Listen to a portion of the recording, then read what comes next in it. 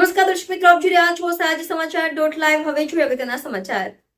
વડોદરામાં ગુસ્સી ટોકના કાયદા અંતર્ગત પકડાયેલા આરોપી બિચ્છુ ગેંગના અસલમ બોડિયો અને મુન્ના તરબૂચ દ્વારા ગુનાઓ આચરીને મેળવવામાં આવેલી સંપત્તિને ટોચમાં લેવા માટે વડોદરા ક્રાઇમ બ્રાન્ચ દ્વારા કાર્યવાહી હાથ ધરવામાં આવી છે. રિપોર્ટર આશીષ ન્યાતી, સાંજ સમાચાર.live, વડોદરા.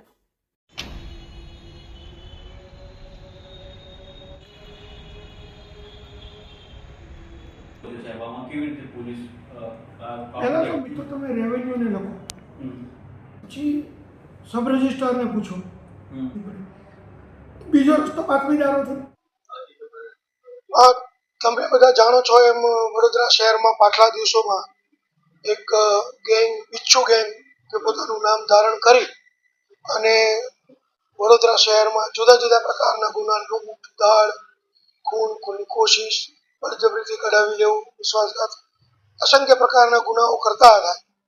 તો એને નિયંત્રણમાં લેવા માટે જે ગુજરાત આતંકવાદ અને સંગઠિત ગુના નિયંત્રણ અધિનિયમ 2015 હેઠળ ગુસ્સી ટોકનો ગુનો દાખલ કરવામાં આવેલો અને એ ગુનામાં ટોટલ 26 આરોપીઓને એરેસ્ટ કરવામાં આવેલા.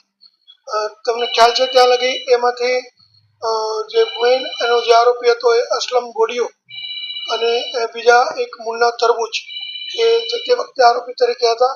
અને એની જે પ્રોપર્ટી છે એ પ્રોપર્ટી સીઝ કરવા માટે અમે છેલ્લા 1 વર્ષથી પ્રપોઝલ તૈયાર કરેલી. તો એમને સરકાર તરફથી આદેશ થતા અમે આ બંને આરોપીઓની પ્રોપર્ટી આજે સીઝ કરી છે. જે પ્રોપર્ટી જોવા જઈએ તો આરોપી મોહમ્મદ હુસેન ઉર્ફે મુન્નો ઉર્ફે તરબૂચ જાકીર હુસેન શેખ છે, એની ટોટલ 1,32,00,000 રૂપિયાની મિલકત અમે આજે ટાચમાં લીધી છે. અને જે અસલમ ઉર્ફે બોડિયો હૈદર મિયા શેખ છે એની 70 લાખ જેટલી મિલકત ટાચમાં લીધી છે. તો અમે આ બાબતે જે જરૂરી કાર્યવાહી છે રેવન્યુ અધિકારીને સાથે રાખીને જે પત્ર વ્યવહાર કરવાનો હોય એની પ્રોસિજર પૂરી કરી અને આજરોજ એની આ મિલકત ટાચમાં લીધી છે. આવતીકાલે આને લગતો વિગતવારનો રિપોર્ટ અમે નામદાર કોર્ટમાં સબમિટ કરવા જઈ રહ્યા છીએ. હા, જોવા જઈએ તો એમાં જે આરોપી મોહમ્મદ હુસેન છે એનું દિવાળીપુરામાં એક ફાર્મ છે જેની કિંમત 33 લાખ રૂપિયા જેવી થઈ જાય છે. અને બીજું જ એક દિવાળીપુરામાં બાજુમાં એક ખુલ્લા પ્લોટમાં એને કન્સ્ટ્રક્શન ચાલુ કરીને સાઇટ ઊભી કરેલી, એની કિંમત 92 લાખ રૂપિયા જેવી જવા જાય છે. આ એની સ્થાવર મિલકત છે.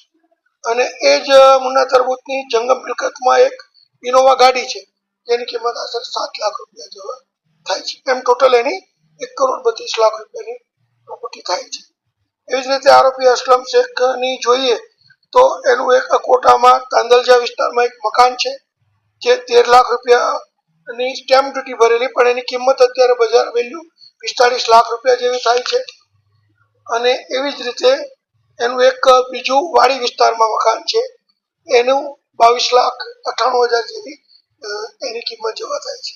સાથે ઓટો રિક્ષા અને બીજા વાહનો છે એ એની અલગ અલગ કિંમતો મળી અને ટોટલ એની 70 લાખ રૂપિયા જેવી કિંમત થાય છે, જે અસલમ બોડિયાની પ્રોપર્ટી છે.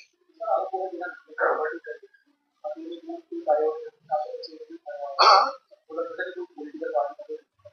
ના એવું કોઈ નથી. આમાં જે તે વખતે દાખલા તરીકે તમને કહીએ તો જે દિવાળીપુરામાં ફાર્મ હાઉસ છે મુન્ના તરબૂચ, એણે જે તે વખતે ખેડૂત નહોતો એટલે એણે એક બીજી વ્યક્તિના નામે આ ખેતીની જમીન ખરીદી અને એમાં એણે ફાર્મ હાઉસ ઊભું કરેલું. પરંતુ તપાસ દરમિયાન અમને બાતમી રાહે, ખાનગી રાહે એવી ખબર પડી કે આ પ્રોપર્ટી મુન્ના તરબૂચની છે.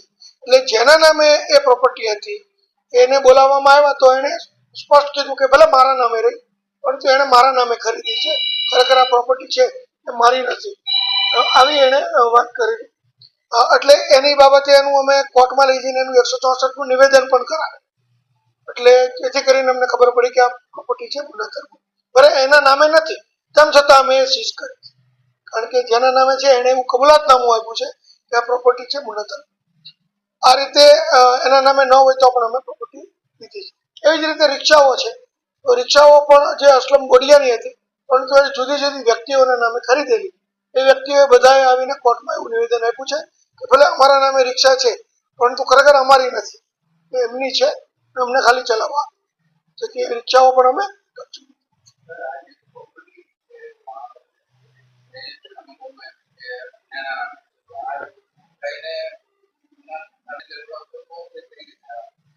ના, એ તો ધમકાવીને નહીં, કોઈ મિલકત છે મિત્રતાના દાવે અથવા તો રિક્ષાની વાત કરી તો રિક્ષા એને ચલાવવા માટે આપે. તારા નામે રિક્ષા લઈ દઉં છું, તારે અત્યારે રિક્ષાઓનો માલિક છે એ ભાડે રિક્ષા ચલાવવા આપે છે, એ અર્થમાં એને રિક્ષાઓ પોતાના નામે લીધેલી અને એ જ લોકોને ભાડે ચલાવવામાં આવે. મને ખબર પડી કે એની પાસે ઘણી બધી રિક્ષાઓ છે, પરંતુ તપાસ કરતા નીકળેલું કે અલગ અલગ વ્યક્તિના નામે છે. એ બધાને બોલાવતા ખબર પડી કે આ રિક્ષાઓ છે તો અસલમ બોડિયાની, પણ એને અલગ અલગ ડ્રાઈવરોના નામે ખરીદી. એ લોકોએ એ પ્રકારનું કબૂલાતનામું આપ્યું એટલે આમાં કોઈ એનો કોઈ ક્રિમિનલ ઇન્ટેન્શન હોય એવું જણાતું.